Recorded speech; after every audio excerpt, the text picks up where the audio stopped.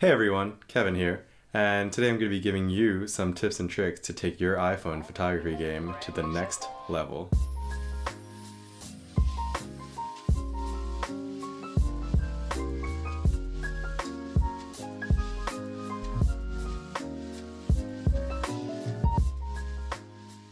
First, let's talk about actually launching the camera.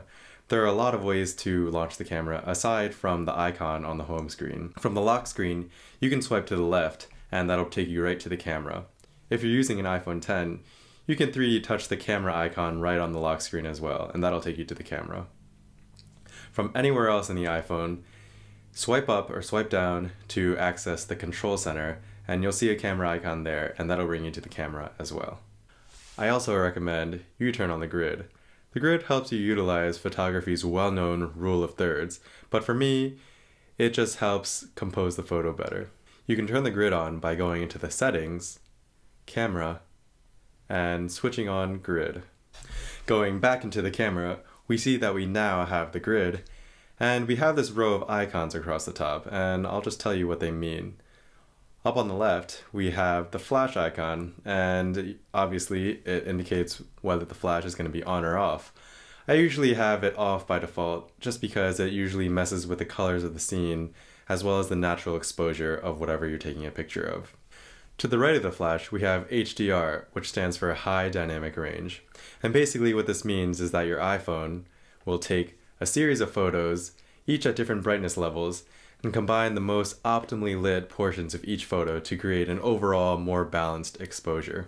While there are a lot of upsides about HDR, the main downside is that your subject generally has to be sort of still because it is taking one photo after another to combine them, and as a result, it might create some blur in the picture. iPhones are usually pretty good at detecting what scenes are good for HDR though, so I usually keep it on auto.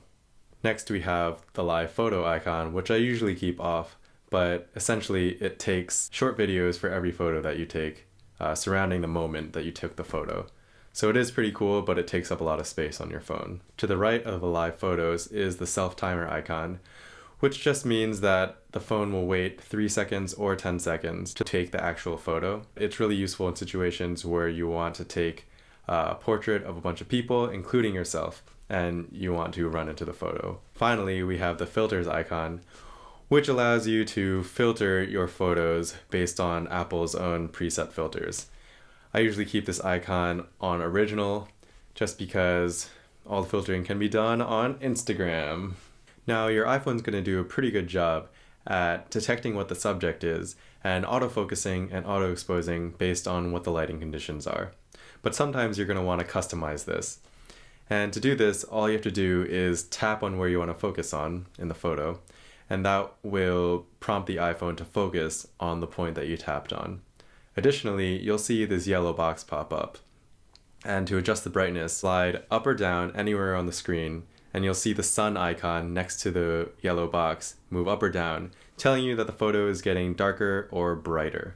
To take it a step further, you can tap and hold on the subject in your photo until the yellow box pops a little bit. And what that tapping and holding does is basically locking that focus and exposure no matter where you direct your iPhone camera. And here's the final result with the help of HDR and our own exposure tweaking.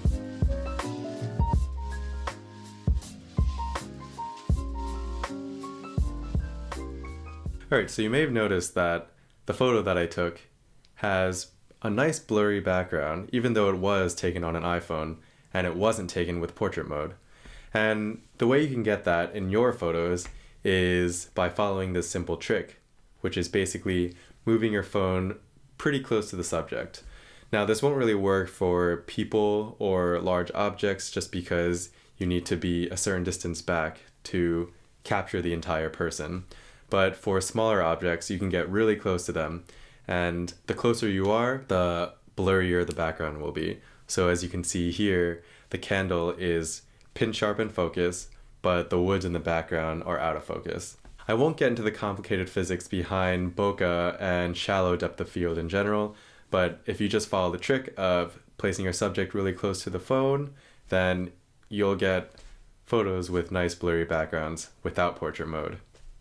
I hope this short walkthrough and tutorial was helpful for you guys, and if you want to learn more about photography in general, or maybe about shooting videos on iPhones, feel free to hit that thumbs up button down below and subscribe, because more content like this is coming.